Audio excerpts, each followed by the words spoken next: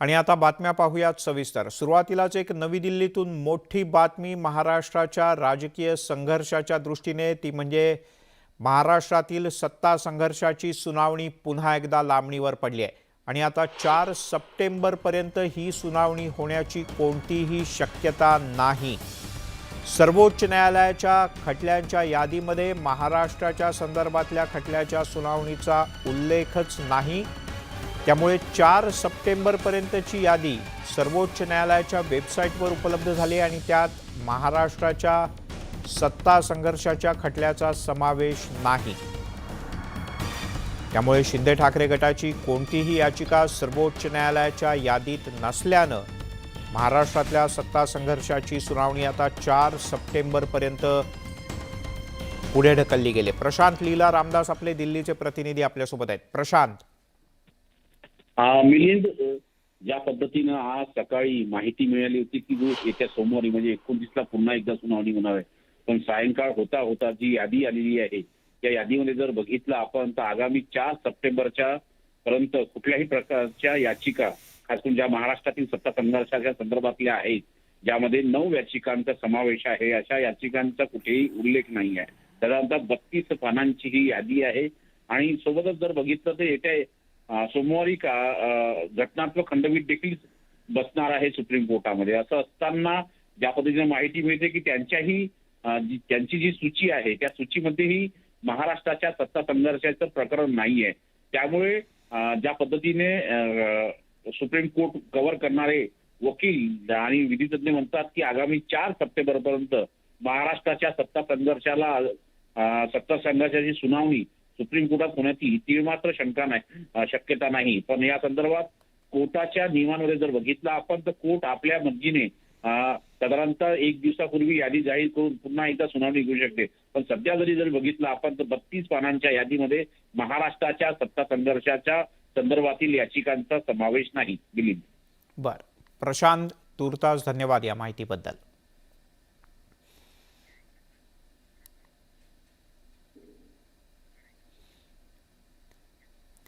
तिकडे आणखीन एक महत्त्वाची बातमी, ती म्हणजे उद्धव ठाकरे आणि एकनाथ शिंदे यांच्यातील आरोप प्रत्यारोपांची।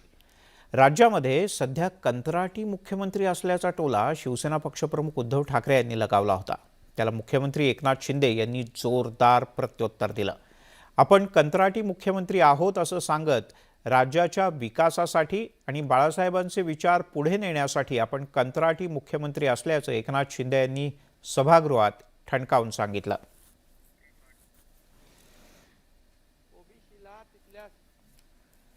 चालवायचं असेल तर आपण राज्यासाठी सुद्धा कंत्राटी पद्धतीने आणतो आणि बसवलं सुद्धा टेंडर काढला, मुख्यमंत्री सुद्धा टेंडर, आता टेंडर निघायला चालतच आहे।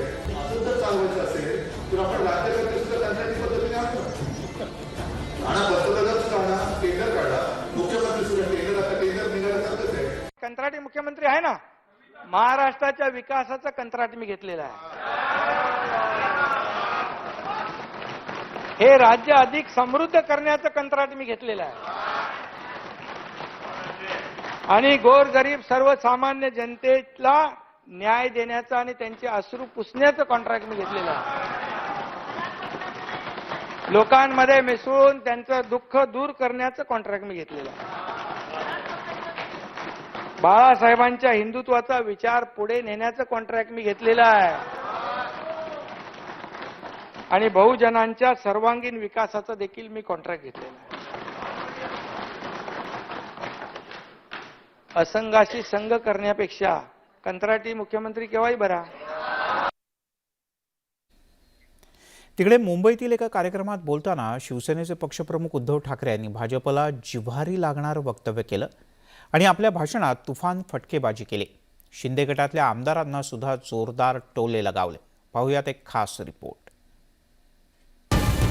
बीएमसी साठी भाजपचं राजकारण, दुसऱ्या पक्षातून आमदार खासदार चोरतात, शिवसेना आणि बाळासाहेबांची स्वप्न देखील चोरतात।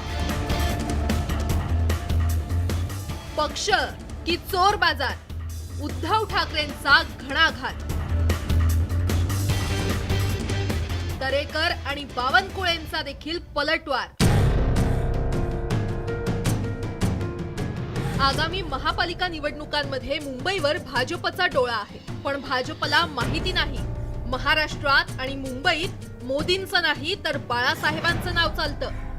शिवसेना प्रमुख उद्धव ठाकरे यांनी मुंबईतील एका कार्यक्रमात भाजपला हे ठणकावून सांगितलंय. मुंबईतल्या इलेक्ट्रॉनिक्स वर्कर्स युनियनच्या कार्यक्रमात उद्धव ठाकरे यांनी कामगारांना संबोधित करताना मुद्दाम काही गोष्टींवर भर दिला. आता त्यांचा डोळा मुंबईवरती आहे. म्हणजे दिल्ली मिळाली पण मुंबई पाहिजेच. मी त्याच्यावरती बोलणार आहे. लवकरच आपल्या गटप्रमुखांचा मेळावा मी घेणारच. मी काही सोडत नाही. मी तर उतरलं मैदानामध्ये. आणि आता मुंबई जिंकायचे. मुंबई महाराष्ट्रामध्ये बाळासाहेबांशिवाय मतं मिळू शकत नाहीत. भाजपच्या जिव्हारी लागणारं आणखी एक वक्तव्य उद्धव ठाकरे यांनी या कार्यक्रमात केलं. ते म्हणाले, मुंबई महापालिका निवडणूक जवळ आली आहे, त्यासाठी भाजपचं राजकारण सुरू आहे. दुसऱ्या पक्षातून आमदार खासदार एवढंच काय तर स्वप्नही चोरतायत. त्यामुळे हा पक्ष आहे की चोर बाजार असा प्रश्न पडतो. दुसऱ्या पक्षातले नेते आणा, दुसऱ्या पक्षातला आमदार खासदार आणा, तेही पुरत नाही. म्हणून दुसऱ्या पक्षातनं पक्षप्रमुख चोरा. स्वतःला स्वप्नही पडत नाही पण दुसऱ्याची स्वप्नही चोरा. सगळे आमदार चोरायचे, खासदार चोरायचे, नेते चोरायचे, स्वप्न चोरायचे. तर तुमचा पक्षही की चोर बाजार. उद्धव ठाकरेंच्या वक्तव्याचा भाजपचे आमदार प्रवीण दरेकर आणि प्रदेशाध्यक्ष चंद्रशेखर बावनकुळे यांनी देखील चांगलाच समाचार घेत सडेतोड प्रत्युत्तर दिलं. वैफल्यानं ग्रासलेले उद्धवजी ठाकरे साहेब दिसत आहेत आणि त्याच्यामुळे आपण बघता या सगळ्या प्रकरणामध्ये गद्दार, डुक्कर, गटारातले किडे अशा प्रकारची घृणास्पद वक्तव्य करण्याची आणि टोमणे मारण्याचा हा त्यांचा स्थायी भाव आहे. मत्सराने द्वेषाने बोलले नाहीत तर ते उद्धव ठाकरे कसले. त्याच्यामुळे मला वाटतं आपला तो बाब्या आणि दुसऱ्याचं कार्ट अशा प्रकारचं उद्धवजी ठाकरे यांचं वैफल्यातनं ग्रासून ही वक्तव्य येताना दिसतात. तुम्ही 2.5 वर्ष कारभार बरोबर केला नाही. तुम्ही 2.5 वर्ष आमदाराला सांभाळलं नाही. तुम्ही 2.5 वर्ष आमदाराचे कामं केले नाही. तुमचं सरकार गेलं. आमदार वारंवार सांगायचे, आम्ही सांगायचो की 75% शिवसेनेचे आमदार नाराज आहे. उद्धवजी लक्ष द्या. 18 महिने उद्धवजी आपल्या घरी राहिले. आदित्यजींनी कधी आमदार खासदाराकडे लक्ष दिलं नाही आणि मग सरकार गेलं. आमदार कंटाळून गेले. राष्ट्रवादी काँग्रेसच्या अत्याचाराला शिवसेनेचे आमदार कंटाळले. दिल्ली मिळाली पण मुंबई पाहिजेच. यंदाच्या दसरा मेळाव्यात उघडपणे बोलणार असल्याचं सूतोवाच देखील उद्धव ठाकरे यांनी या कार्यक्रमात बोलताना शेवटी केलं. त्यामुळे आता राज्यात लवकरच होणाऱ्या निवडणुकीत मतदार राजा कुणाच्या पारड्यात मतं टाकणार हे कळेलच. तोपर्यंत आरोप प्रत्यारोप आणि दावे प्रतिदाव्यांचं राजकारण हे सुरूच राहणार. Bureau report, news 18 Lokmat. तिकडे मुख्यमंत्री एकनाथ शिंदे यांनी आज सभागृहात तुफान फटकेबाजी केली. विरोधी पक्षनेते पदावरून त्यांनी जयंत पाटील आणि अजित पवार यांना टोले लगावले. सभागृहामध्ये अनेक मुद्द्यांना हात घालत मुख्यमंत्र्यांनी विरोधकांना चांगलंच झोडपून काढलं. तुम्ही किती पाठच्या रांगेत होते बरं. अरे तुम्ही काल बोलले ना, असं काय करताय. आता नीती आयोगाच्या बैठकीला मी गेलो होतो. दादा तुम्हालाही माहित आहे सगळं तिथे किती महत्वाची बैठक असते. मी त्या ठिकाणी काय काय मुद्दे मांडले हे जर तुम्ही काल सांगितले असते तर बरं वाटलं असतं. आणि टीका करताना तेही थोडं बोलले असते, बाबा नाही मागे उभा राहिला पण त्यांनी आपल्या राज्यासाठी हे मागितलं ते मागितलं. हजारो कोटी रुपये आपल्याला तिकडे त्यांनी देऊ केलेले आहेत. आता तुम्ही ज्यावेळेस मी राष्ट्रपतीचा काल बोललो, मी राष्ट्रपती अभिभाषणाच्या वेळेस मी तर पहिल्या रांगेत होतो. आता फोटो काढायच्या 3ऱ्या रांगेत असलो याचं कमीपणा वाटण्याची कारण नाही, कारण रांग महत्वाची नाही, काम महत्वाचं आहे ना. खूप आरोप करतात रोज, कोणी गद्दार कोणी काय रोज तिकडे. आता 3 दिवस गद्दार खोके चालले होते. तुम्ही पण ते 50-50चं, मला तर तुमच्याकडून अपेक्षा नव्हती ते बिस्किटचा 50-50. तुम्ही पण त्या पोरा टोरण भरू लागले. कसं आहे, 3 दिवस आमचे लोक आले का तिथे? बिलकुल नाही आले. आता 4थ्या दिवशी गेल्यानंतर आता जेव्हा तुमचे लोक होते तिकडे आमचे लोक कोणी गेले? नाही गेले. आता त्या काल गेल्यानंतर आता गेलेत, घोषणा देत आहेत, ठीक आहे. आता तुमचे सगळे लोक गेले, त्यांच्या मागे उभे राहिले आणि मागे उभे राहिले तोपर्यंत ठीक होते. ते पुढे गेले असे चारी बाजूनी असं रोहित पण तिकडे पाठी होता थोडा, पण हा होता तो वरचा मिटकरी, तो आला आणि तिथे कळ काढायला लागला. काय यांच्या घोषणा झाल्यानंतर जायला पाहिजे होतं ना. आता हे सगळं असं जर केलं, काँग्रेसचं बिचाऱ्यांचं काय, त्याचं पहिलं पण प्रॉब्लेम होता. नाही काय झालं, बाळासाहेब माझ्याकडे बोलायचे, हे काय चालू आहे. मी बोललो ठीक आहे, आता माझ्या हातात सगळं नाही ना, माझ्या हातात असलं तर मी केलं असतं. आता इकडे त्याला इकडे घेऊ इकडे घेऊ का, नाही कसं आहे, नाही कसं आहे याच्यामध्ये, आता परिस्थिती कसं आहे, काँग्रेसची स्थिती पाहून येते दया. खरं म्हणजे परिस्थिती वाईट म्हणजे असं बोलत नाही मी. महाविकास आघाडीची पूर्ती गेली रया, दादा आणि अंबादास बसले, काँग्रेसवाले हात चोळत बसले, इकडे हे आणि वरती अंबादास. विचारलं तुम्हाला? नाही विचारलं का सांगा बरं. नाही तुम्ही तर जाहीरपणे बोलले ना बाहेर, हे चूक, आम्हाला विश्वासात नाही घेतलं म्हणून. आणि त्यावेळी इंदिराबाईंच्या हाताची होती एकेकाळी किती वट, टोमणे सेनेबरोबर आता नुसती झाली फरफट. चालेल काय, हा आठवले आहेत ना थोडे. तुम्ही म्हणाले की कामाख्या मातेचं दर्शन घडवलं का नाही, सुरते बरोबर मनावर दगड ठेवून खुले मनाने वापर दिली. तुम्ही मला सांगितलं की या इकडं, बरोबर, आम्ही तुम्हाला मुख्यमंत्री करतो. तुम्ही मला एक सांगा, तुम्ही हे दादांना विचारले का? तुम्ही विरोधी पक्षनेता, तुम्हाला व्हायचं होतं ते तरी झाले का तुम्ही? खरं आहे की नाही? ते कालच्या भाषणातून दिसत होतं.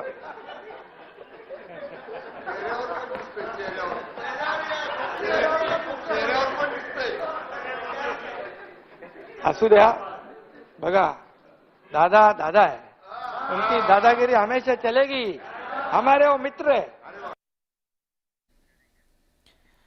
आता बातमी औरंगाबाद आणि उस्मानाबादकरांसाठी. विधानसभेमध्ये बहुप्रतीक्षित असे 3 महत्त्वाचे प्रस्ताव मंजूर करण्यात आले. खरं तर पुन्हा एकदा मंजूर करण्यात आले.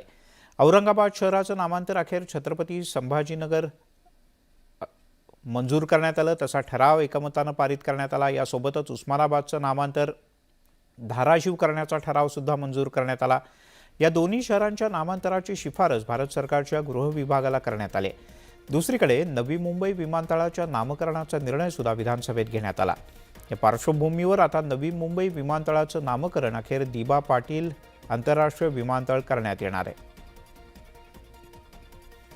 छत्रपती संभाजीनगर असे नामांतर करणे इष्ट आहे आणि त्या प्रयोजनार्थ राज्य विधानमंडळाच्या दोन्ही सभागृहांची मान्यता मिळाल्यानंतर असा प्रस्ताव भारत सरकारच्या गृह मंत्रालयाकडे पाठविणे आवश्यक आहे. त्या अर्थी आता महाराष्ट्र विधानसभा नियमांच्या 110 नुसार महाराष्ट्र विधानसभा याद्वारे औरंगाबादचे छत्रपती संभाजीनगर असे नामांतर करण्याची शिफारस भारत सरकारला करते. महाराष्ट्र विधानसभा नियमांचे नियम 110 नुसार महाराष्ट्र विधानसभा याद्वारे उस्मानाबाद शहराचे धाराशिव असे नामांतर करण्याची शिफारस भारत सरकारला करते आहे. आता महाराष्ट्र विधानसभा नियमांच्या नियम 110 नुसार महाराष्ट्र विधानसभा याद्वारे नवी मुंबई येथील विमानतळाला लोकनेते दिबा पाटील नवी मुंबई विमानतळ असे नाव देण्याची शिफारस भारत सरकारला करते आहे. मुंबईतल्या बीडीडी चाळीमध्ये राहणाऱ्या पोलिसांच्या घराचा मुद्दा गेल्या अनेक दिवसांपासून प्रलंबित आहे.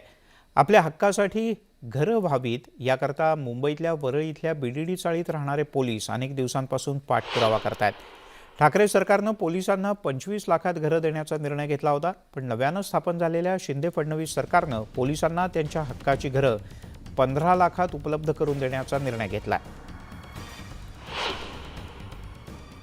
बीडीडीचा पोलिसांचा तो पुनर्विकासाचा सुरू आहे ना, मी चांगलं बोलतोय बाबा, असं काय. यामध्ये 1/1/2011 पूर्वीच्या पोलिसांच्या घरांचा प्रश्न आहे. ही 2200 घरं मालकी तत्वावर द्यायचा विषय आहे ना, मालकी तत्वावर 2200 घरं पोलिसांना, पण त्यांची किंमत आता पोलिसांना परवडणारी नाही. म्हणजे 50 लाख, मग नंतर 25 लाख आपण आले होतो ना, तर या घरांची किंमत कमी करून आता प्रत्येक सदनिका ही फक्त 15 लाख रुपयामध्ये आपण त्यांना देण्याचा निर्णय त्या ठिकाणी घेतो आहोत. पोलिसाला त्याचा चांगला निवारा असला पाहिजे, त्याचं कुटुंबाची चिंता त्याला ड्युटी करताना असता कामा नये. यासाठी हे शासन जे आहे या पोलिसांसाठी मोठ्या प्रमाणावर घरांची निर्मिती करण्याचा कार्यक्रम हाती सरकारने घेतलेला आहे. आणि म्हणून या सगळ्या एजन्सीला एकत्र घेऊन आपण हे जे काही टार्गेट आहे, पोलिसांना आवश्यक जेवढी घरं आहेत ही घरं देण्याचा निर्णय आपण घेतलाय.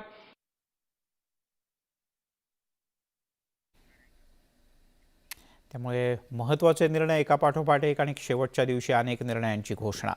विरोधी पक्षनेते अजित पवार यांनी काल सभागृहामध्ये एकनाथ शिंदे यांना आपल्या घराशेजारील डान्स बार बंद करण्याची विनंती केली होती आणि निशाणा साधला होता.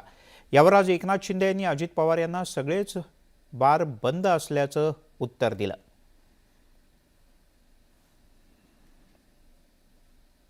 किंवा लोकप्रतिनिधींनी डान्स बार सुरू असल्याचं निदर्शनास आल्यानंतर काही काळ बार बंद केले जातात, कारवाई केली जाते आणि प्रकरण थंड झाल्यानंतर अध्यक्ष महोदय पुन्हा बार जोरामध्ये त्या ठिकाणी सुरू होतात. म्हणून मुख्यमंत्री महोदय हा गंभीर मुद्दा आहे आणि याचा आपल्या भाषणामध्ये उल्लेख केल्यामुळे मी त्याचा उल्लेख केला.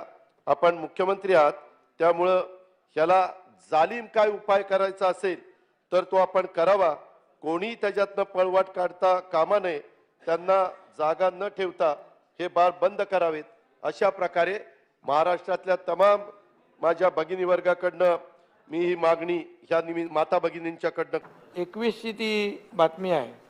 त्यामुळे तेव्हा आम्ही नव्हतो तिकडे 21 मध्ये, तेव्हा बरोबर ना, 2021 मध्ये आपणच होता तिकडे. तुम्ही एवढा क्राईम रेट आणि ते सगळं वाढलेलं आहे, गुन्हेगारी वाढलेली आहे, दाखले दिलेले आहेत. त्याच्यामध्ये म्हणजे माझा सांगण्याचा उद्देश एवढाच आहे की ठाण्यातले डान्स बार सगळे म्हणजे जे बंद आहेत ते पूर्वीचं ते व्हिडिओ क्लिप दाखवत होते आणि यांना माहीत आहे, आव्हाड आपले जितेंद्र आव्हाड साहेब आहेत, त्यांना माहीत आहे ते तिकडे. अरे मी काय तुमच्याबद्दल वाईट बोलत नाही. आणखीन एक वेगळाच विषय आज सभागृहात चर्चेला गेला. फोन उचलल्यानंतर सरकारी अधिकाऱ्यानं हॅलोच्या ऐवजी वंदे मातरम म्हणण्याचे आदेश आणि त्यानंतर सुरू झालेली आरोप प्रत्यारोपांच्या फैरी आणि सत्र अखेर थांबलेलं असतानाच अधिवेशनाच्या शेवटच्या दिवशी पुन्हा हॅलो पुराण पाहायला मिळालं. राष्ट्रवादीचे प्रदेशाध्यक्ष जयंत पाटील यांनी वंदे मातरमवरून मुख्यमंत्र्यांना डिवचण्याचा प्रयत्न केला. त्यानंतर सुधीर मुनगंटीवार आणि मुख्यमंत्री एकनाथ शिंदे यांनी त्यांच्या खास शैलीत समारोप केला. त्यामुळे 5 दिवस तापलेलं वातावरण हॅलो पुराणानं काहीसं थंड झाल्याचं पाहायला मिळत आहे. नाही, तुमचा काय संबंध नाही. तुमचं काय नाव कुणाचंही घेतो आपण. तुम्ही आज निळा शर्ट घालून आलाय, चांगलं चालेल, तुम्ही जास्त त्रास घेऊ नका. माझा प्रश्न माननीय मुख्यमंत्री महोदयांना आहे की आपण जय महाराष्ट्र सोडला का? एक तर तुम्ही जय महाराष्ट्र म्हणा, जय भीम म्हणा, जय श्रीराम म्हणा किंवा वंदे मातरम म्हणा, आता कुणालाही हॅलो म्हणू नका. इंग्रज विरोध करायचे, वंदे मातरम बोलू नका म्हणून तुम्ही इंग्रजांच्या बाजूचे आहे. पावसाळी अधिवेशनाच्या अखेरच्या दिवशी रंगलेलं हे हॅलो पुराण. राष्ट्रवादीचे प्रदेशाध्यक्ष जयंत पाटील, सांस्कृतिक कार्यमंत्री सुधीर मुनगंटीवार आणि मुख्यमंत्री एकनाथ शिंदे यांच्यात हॅलोवरून जोरदार टोलेबाजी झाली. सुधीर मुनगंटीवार यांनी काढलेल्या पत्रकावरून जयंत पाटलांनी थेट मुख्यमंत्र्यांना कोंडीत पकडण्याचा प्रयत्न केला. मुनगंटीवार साहेबांनी एक पत्रक काढलंय की भ्रमणध्वनीद्वारे संभाषणादरम्यान अभिवादन करताना हॅलो ऐवजी वंदे मातरम या शब्दाचा वापर करावा. अध्यक्ष महोदय, हॅलोच्या ऐवजी वंदे मातरम. आणि माझा प्रश्न माननीय मुख्यमंत्री महोदयांना आहे की आपण जय महाराष्ट्र सोडला का? जयंत पाटलांनी मुनगंटीवारांच्या पत्राचा आधार घेतल्यानं शांत राहतील ते मुनगंटीवार कसले. आदेश निघाल्यानंतर रंगलेलं राजकारण आणि त्यानंतर मुनगंटीवारांना काहीसं बॅकफूट यावं लागलं होतं. पण जयंत पाटलांनी थेट अधिवेशनातच तिरकस प्रश्न विचारल्यानं मुनगंटीवारांनी देखील तिरकस बाण चालवत सभागृहात हॅलोच्या दुष्परिणामांचा पाढाच वाचला. मी जय महाराष्ट्र या शब्दाच्या ऐवजी वंदे मातरम म्हणा असं म्हटलेलं नाही. जयंतराव, शिक्षण पद्धतीवर प्रश्नचिन्ह निर्माण होईल. आपण अमेरिकेत शिकून आला आहात. अमेरिकेच्या शिक्षणावर एवढा प्रश्नचिन्ह निर्माण होईल असे प्रश्न कृपया उपस्थित करू नका. आणि आजपासून तुम्हाला विनंती आहे, एक तर तुम्ही जय महाराष्ट्र म्हणा, जय भीम म्हणा, जय श्रीराम म्हणा किंवा वंदे मातरम म्हणा. आता कुणालाही हॅलो म्हणू नका. मुनगंटीवारांना मन मोकळं केल्यानंतर मुख्यमंत्री एकनाथ शिंदे उत्तर द्यायला उभे राहिले. आधीच जोरदार बॅटिंग करून बसलेल्या मुख्यमंत्र्यांनी जयंत पाटलांचा टोमणा देखील जोरदार पलटवलाय. इंग्रज गेले तरी त्यांना सोडत नाही तुम्ही. अरे बघा, ज्या लोकांनी आपल्याला देशाला आझादी मिळवून दिली, जे हसत हसत फाशीवर गेले, वंदे मातरम बोलत बोलत गेले.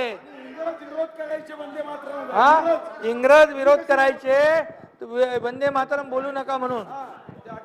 तुम्ही इंग्रजांच्या बाजूचे. एकंदरीतच अधिवेशनाच्या 5 दिवसांच्या कामकाजात विरोधक आणि सत्ताधाऱ्यांमध्ये बराच वाद झाला. मुद्द्यावर भांडता भांडता विरोधक मुद्द्यावर देखील आले. पण शेवटच्या दिवशी मात्र मुख्यमंत्र्यांनी त्यांच्या विशेष शैलीत तापलेलं वातावरण थंड करत चौफेर फटकेबाजी केली. Bureau report, news 18 Lokmat. तेव्हा हे सगळं असं आहे. तिकडे कृषी मंत्री अब्दुल सत्तार यांचा आरोप खोटा ठरलाय. टीईटी घोटाळ्यातील अपात्र शिक्षकांच्या यादीमध्ये आपल्या दोन्ही मुलींची नावं कुणीतरी समाविष्ट केल्याचा आरोप सत्तार यांनी केला होता. पण शिक्षण संचालनालयानं पगार थांबवलेल्या अपात्र शिक्षकांच्या यादीत सत्तार यांच्या दोन्ही मुलींची नावं आहेत. त्यामुळे सगळं पितळ उघडं पडलंय. दोन्ही मुली माझ्या ज्या आहे ते अपात्र आहे. मी अशी यादी सर्वांना दाखवली, तुम्हालाही दाखवतो का हे जे पुणे राज्य परीक्षा परिषद आयुक्ताच्या सहीचा जो आहे तो खरा मानायचा, तुमच्याकडे जो रिपोर्ट आलेला आहे तो खरा मानायचा. मला याच्यामधली पहिली संभ्रम आहे.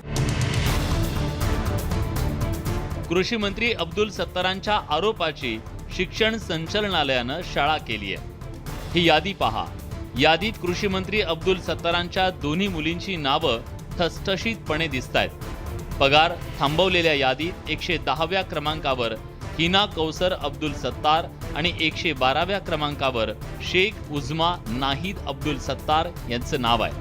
सिल्लोडच्या नॅशनल उर्दू खाजगी प्राथमिक विद्यालयात दोघी अनुक्रमे सहाय्यक शिक्षक आणि शिक्षक सेवक पदावर नियुक्त होत्या.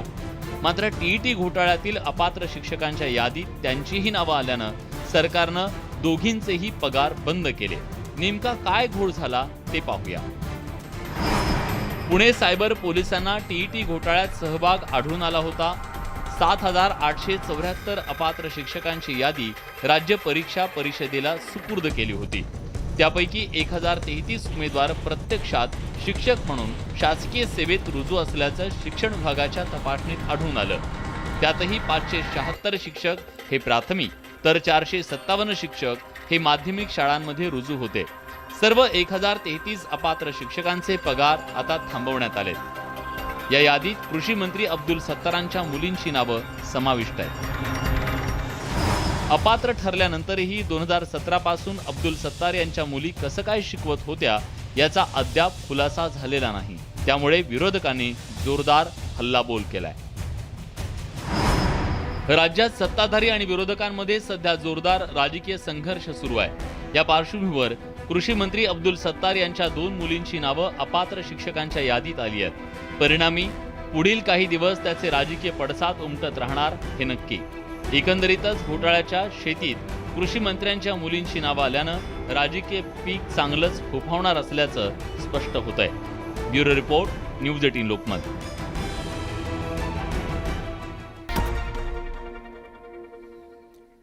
ब्रेकनंतर आपल्या सगळ्यांचं पुन्हा एकदा स्वागत. आपण पाहताय दिवसभराच्या बातम्या.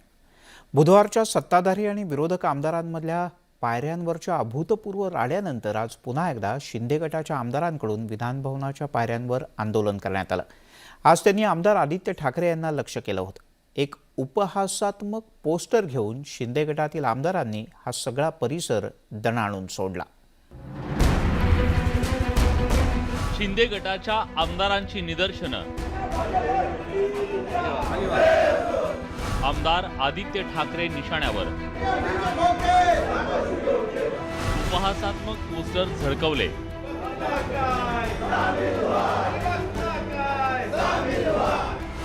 आदित्य ठाकरेंची उडवली खिल्ली. आदित्य ठाकरेंना डिवचण्याचा प्रयत्न. राज्य विधिमंडळाच्या पावसाळी अधिवेशनात सत्ताधारी आणि विरोधक गुरुवारी पुन्हा आमने सामने आले. बुधवारी आमदार एकमेकांच्या अंगावर धावून गेल्यानं वाद विकोपाला पोहोचला होता.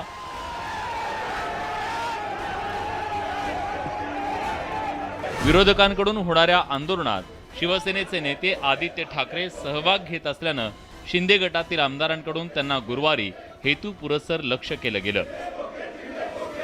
त्यातच शिंदे गटातील आमदारांनी आदित्य ठाकरेंची खिल्ली उडवणारे बॅनर हातात घेत विधिमंडळाच्या पायऱ्यांवरून त्यांच्या विरोधात घोषणाबाजी देखील केली.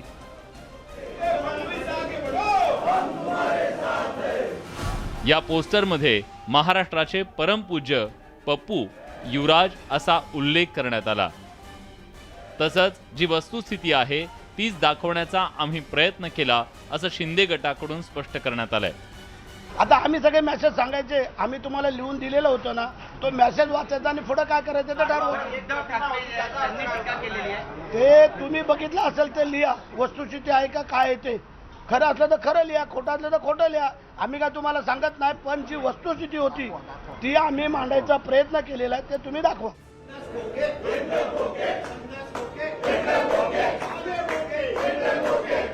तर शिंदे गटातील आमदारांना आम्ही खोक्यावरून केलेलं वक्तव्य चांगलंच झुमल्यानं आणि प्रसिद्धीसाठी तसंच मंत्रिपदासाठी ही सगळी नाटकं करावी लागतायत असा टोला आदित्य ठाकरेंनी लगावलाय. आता 50 खोके वगैरे मला लोकांमधून ऐकू येतं, पण जी त्यांना खरी अपेक्षा होती मंत्रिपदं मिळतील ती जी मिळाली नाहीत, म्हणून बघा किती त्यांना इम्प्रेस करायला माझ्या विरोधात बोलायला लागतंय आणि गळ्यात काय काय घालून उभं केलं जातंय. त्यांची मला क्यू येते. पावसाळी अधिवेशनात पहिल्या दिवसापासून शिंदे गट विरुद्ध महाविकास आघाडीमधील आमदार हा सामना विधानसभेत आणि विधानभवनाबाहेर चांगलाच रंगलेला दिसला.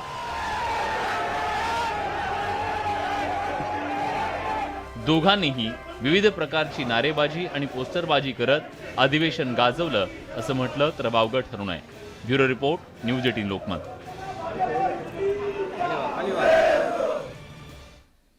वेळ पडल्यास मंत्रिपदाचा राजीनामा देईन असं म्हणतानाची केंद्रीय मंत्री नितीन गडकरी यांची एक व्हिडिओ क्लिप सध्या चांगलीच व्हायरल झाली आणि त्या व्हिडिओ क्लिपवरून स्वतः नितीन गडकरी चांगलेच संतप्त झाले.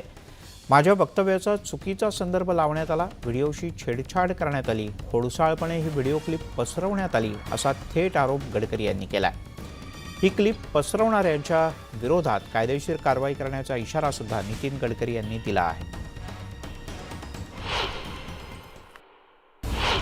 भाषणाच्या क्लिपवरून गडकरी संतापले. नहीं रहा तो फर्क नहीं पड़ता, मेरा गया तो गया, पर चिंता नहीं. नितीन गडकरींचा कारवाईचा इशारा.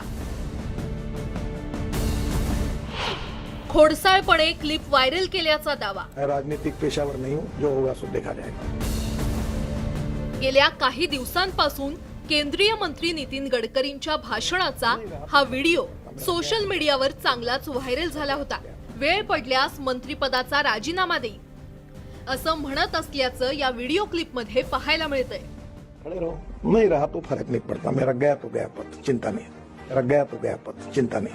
मतलब कोई फर्क नहीं पड़ता. मैं राजनीतिक पेशावर नहीं हूँ, जो होगा सो देखा जाएगा. या व्हिडिओ क्लिपवरून नितीन गडकरी चांगलेच संतप्त झालेले आहेत.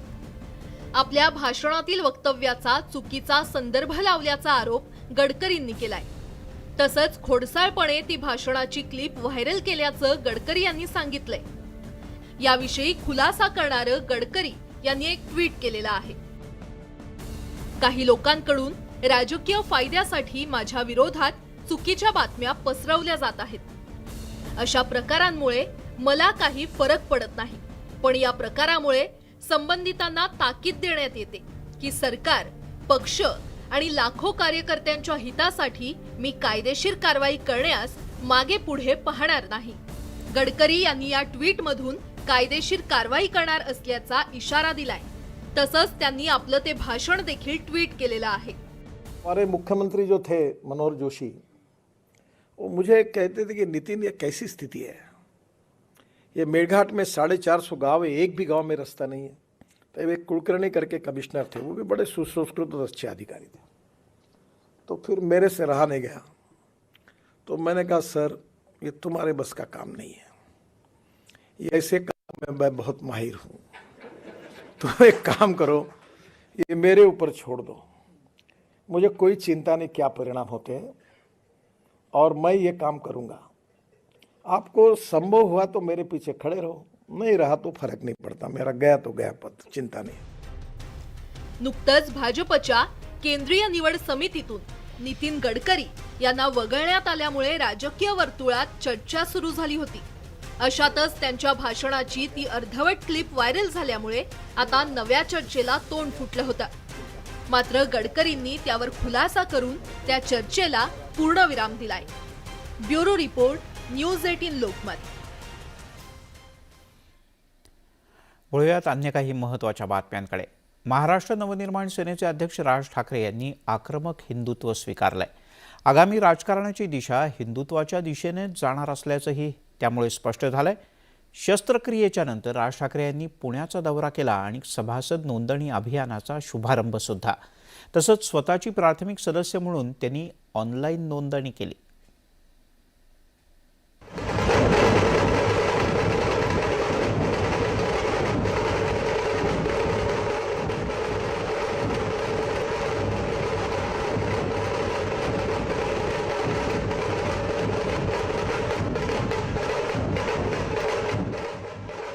मनसेनं हिंदुस्थान हा हिंदूंचा असल्याची स्पष्ट भूमिका घेतली। राज ठाकरेंना हिंदवी रक्षक आणि महाराष्ट्र सेवक संबोधण्यात आलंय। हिंदूंचा जननायक ते हिंदूंचा हिंदुस्थान अशी आक्रमक पावलं राज ठाकरे टाकतायत।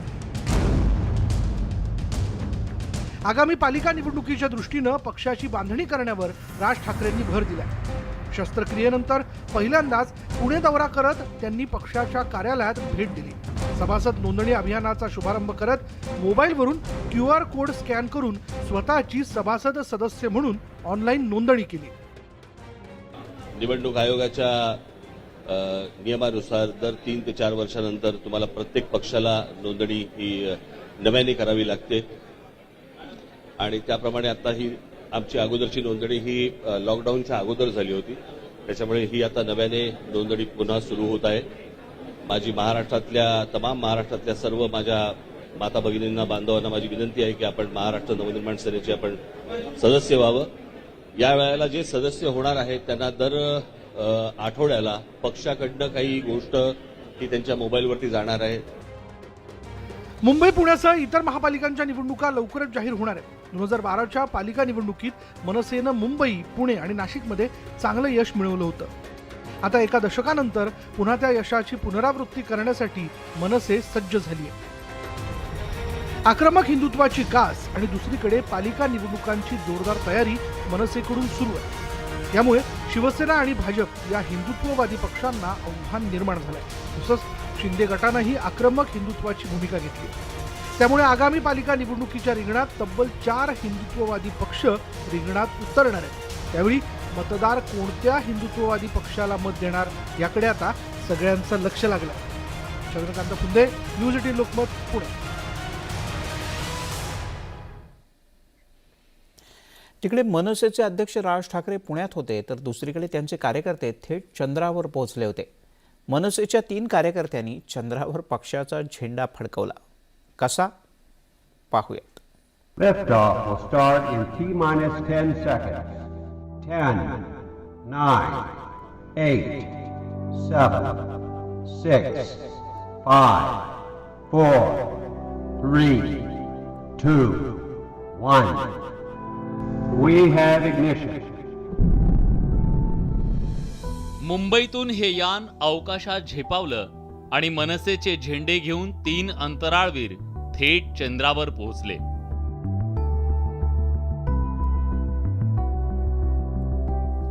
हिंदुत्वाचा मुद्दा हाती घेतलेल्या मनसेनं आता जग जिंकायला सुरुवात केली आहे। चंद्रावर जाऊन मनसेच्या कार्यकर्त्यांनी त्यांच्या पक्षाचे झेंडे फडकावले।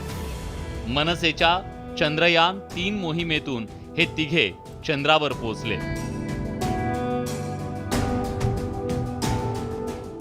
चंद्रावर जाण्याची संधी त्यांना मिळाली। चंद्रावरील विवर बघण्याची संधी या तिघांनी साधून घेतली। पण थोडं थांबा। हे खड्डे आणि विवर चंद्रावरचे नाहीयेत, तर हे खड्डे मुंबईतल्या घाटकोपरमध्ये आहेत. मात्र चंद्रालाही लाजवतील असे हे खड्डे आहेत. नागरिकांना या खड्ड्यांचा त्रास होतोय, मात्र पालिकेच्या अधिकाऱ्यांना हे खड्डे दिसत नाहीयेत. त्यामुळे मनसेनं हे अभिनव आंदोलन केलं. मला असं वाटतं की ह्या खड्ड्यांविषयीचं आंदोलन आता महाराष्ट्र नवनिर्माण सेना याहीपेक्षा अधिक तीव्र करणं गरजेचं आहे. आणि माझ्यामध्ये आता हे आंदोलन फक्त आम्ही खड्डे दाखवतोय, इथून पुढे त्या खड्ड्यामध्ये अधिकाऱ्यांना आम्ही बसवणार. सत्तेत बसणारी व्यक्ती एवढा घोटाळा होता, मी एक सांगू शकत नाही की जो बसला त्यांनी काय, सगळे त्यांना, मी जसं मगाशी बोलले, त्यांच्या घरचा कोणीही व्यक्ती या दुर्घटनेत जात नाही. असं कधी झालं तेव्हा त्यांना कळेल की रस्त्याची परिस्थिती काय आहे. आता बोरिवलीला घडलं आणि अनेक ठिकाणी घडलंय. ह्यांचे डोळे कधी उघडणार आहे की हे आपसात भांडतच राहणार आहे.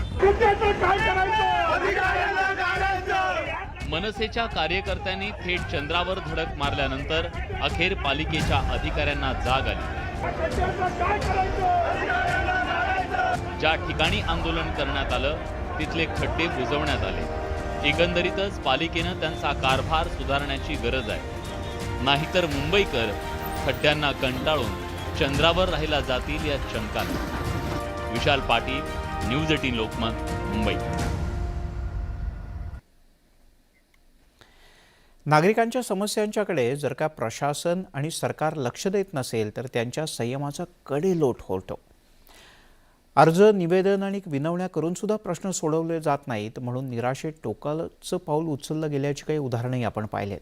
औरंगाबाद जिल्ह्यातल्या गंगापूर रस्त्याच्या समस्येमुळे त्रस्त ग्रामस्थांनी चक्क सामूहिक आत्मदहनाचा प्रयत्न केला.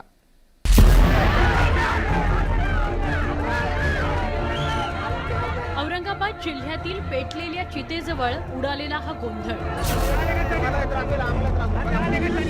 ग्रामस्थ आणि पोलिसांमध्ये होणारी झटापट.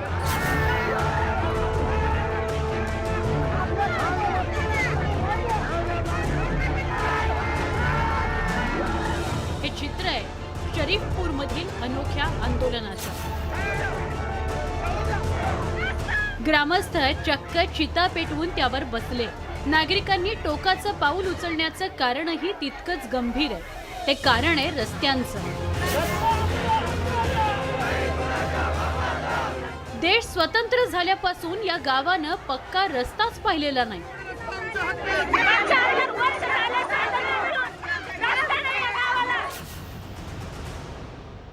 प्रशासन आणि लोकप्रतिनिधी या रस्त्याच्या बाबतीत उदासीनतेचं धोरण आतापर्यंत या ठिकाणी राबवलेलं आहे. इतक्या लोकांनी, तुम्हाला जर सांगायचं म्हणलं तर 2020ला कोर्टाने आदेश दिलेला आहे सरकारला की या रस्त्याचा प्रश्न तात्काळ निकाली काढा म्हणून. कोर्टाचा आदेश जर हे सरकार जुमानत नसेल तर या नागरिकांना आता आत्मदानाशिवाय दुसरा पर्याय या ठिकाणी उरला नाही. गेल्या 75 वर्षांपासून गावाला रस्ता नसल्यानं पावसाळ्यात अनेक समस्या निर्माण होतात.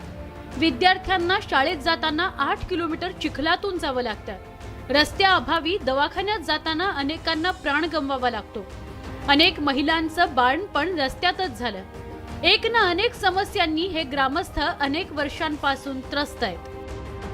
हे काय सरकार झोपलंय का काय? आमच्या गावाकडे का लक्ष करीत नाही सरकार? माझी बहीण, स्वतःची बहीण आम्ही दवाखान्यात घेऊन गेलो साहेब, तर रस्त्याने तिचं जाणं नाही जाऊ शकलं. तर चिखलामुळे तिचं मूल अपघातात वारलं साहेब. अपघात झाला रस्त्याने, डॉक्टर लोकांनी तिला घेतलं नाही दवाखान्यामध्ये साहेब. इतकी अडचण आहे आमच्या गावामध्ये. का रस्ता देत नाही सरकार आमच्या गावाला? का आमच्या गावाला सुविधा घेत नाही? का आमच्या गाव दखल मध्ये घेत नाही? चिखलातून जावं लागतं आम्हाला. चिखलातून जावं लागतं. मग काही घासायला ते 10-15 जण राहते.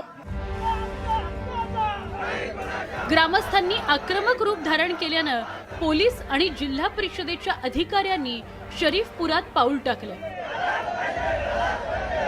बांधकाम विभागाच्या अधिकाऱ्यांना बांगड्या सुद्धा दाखवल्या गेल्या. शेवटी 8 किलोमीटर रस्त्यावर खडी मुरुम टाकण्यासाठी 15 लाख मंजुरीचं लिखित आश्वासन मिळालं आणि ग्रामस्थ शांत झाले. मात्र पक्क्या रस्त्याची मागणी पूर्ण न झाल्यास पुन्हा लढा देण्याचा इशारा या शरीफपूर वासियांनी दिला आहे. व्हिडिओ जर्नलिस्ट सुधीर जाधव सह सिद्धार्थ गोदाम, न्यूज 18 लोकमत, औरंगाबाद.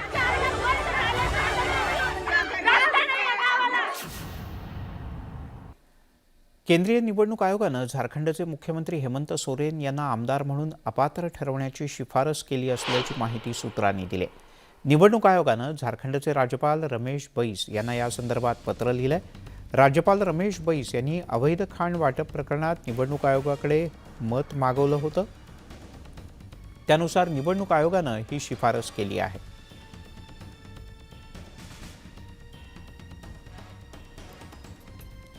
उत्तर प्रदेशातल्या नोएडा इथे सेक्टर 93A मधील सुपरटेक ट्विन टॉवर पाडण्यात येणार आहेत. सर्वोच्च न्यायालयाच्या आदेशानुसार 28 ऑगस्ट रोजी हे दोन्ही टॉवर नियंत्रित स्फोट करून पाडण्यात येतील. याआधी हे टॉवर 21 ते 28 ऑगस्टच्या दरम्यान पाडण्याचे आदेश न्यायालयानं दिले होते. मात्र काही तांत्रिक अडचणींच्यामुळे न्यायालयानं हे टॉवर पाडण्यासाठी मुदतवाढ दिली. 4 सप्टेंबरपर्यंत हे टॉवर पाडण्यासाठी मुदतवाढ देण्यात आली आहे. आज एक चीज़ हमने नई एक्टिविटी की जो हम जिसको रिडंडेंसी प्लान बोलते हैं कि बाई चांस प्लान ए इग्निशन का फेल होता है तो प्लान बी होना चाहिए साथ में. सो वो दूसरी ट्रंक लाइन से पकड़ के they have to explode because हमारे पास इफ एंड बट का इसमें मौका नहीं है. पूरी दुनिया इसको देखेगी. So explosives completely charge, buildings completely ready. जे ट्विन टावर आहे इथे 28 तारखेला तुटणार आहे. समोर जे ट्विन टावर दिसतंय त्या ट्विन टावरच्या बाजूला ही जी बिल्डिंग आहे या बिल्डिंग बाजूची जी सुपरटेक नावाने संबोधलं त्या बिल्डिंगला आणि त्याच्या बाजूला असलेलं पार्श्वनाथ सुपरटेक एमिरर कोर्ट जे आहे या येथील जवळपास आणि या दोन्ही बिल्डिंगमधील साधारणतः 7,000 निवासियांना साधारणतः रविवारी सकाळी 7 वाजता त्यांना आपलं घर रिकामं करायचं आहे आणि घर रिकामं करताना आपलं सगळं सामान बांधायचं आहे आणि सगळ्यांना बाहेर पडायचं आहे आणि त्यांच्या आजूबाजूला राहण्याची व्यवस्था करण्यात आलेली आहे नोएडा अथॉरिटीच्या वतीनं. कारण की ही जी ट्विन टावर आहे हे तोडण्यात येणार आहे आणि यासाठी सगळं तयारी करण्यात आलेली आहे. दिल्लीच्या कुतुब मिनारपेक्षा हे ट्विन टावर मोठं आहे. सेक्टर 93 मधील हे जे 100 मीटर उंच असं ही इमारत आहे आणि महत्त्वाचं म्हणजे रिअल्टी फर्म सुपरटेकच्या वतीनं हे बांधण्यात आलं होतं. महत्त्वाचं ज्याचा सुपरटेक ट्विन टावर पाडण्याचं कंत्राट एडीफीसी इंजिनिअरिंगला देण्यात आलेलं आहे आणि या सगळ्यासाठी अतिशय तांत्रिक पद्धतीने आणि आधुनिक पद्धतीने हे ट्विन टावर पाडण्यात येणार आहे. एवढं मोठं ट्विन टावर पाडण्याची ही गेल्या काही वर्षातील सगळ्यात मोठी घटना असेल. नोएडावरून व्हिडिओ जर्नलिस्ट जसप्रीतसह प्रशांत रामदास, न्यूज 18 लोकमत.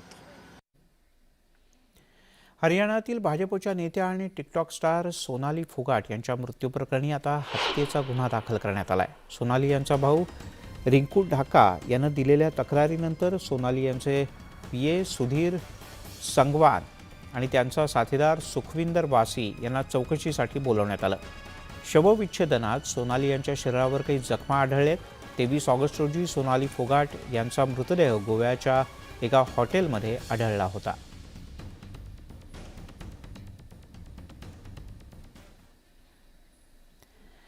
यासोबतच दिवसभराच्या बातम्यांमध्ये इथेच थांबूया. थोड्याच वेळात माझी सहकारी राखी घेऊन येते महामुंबई.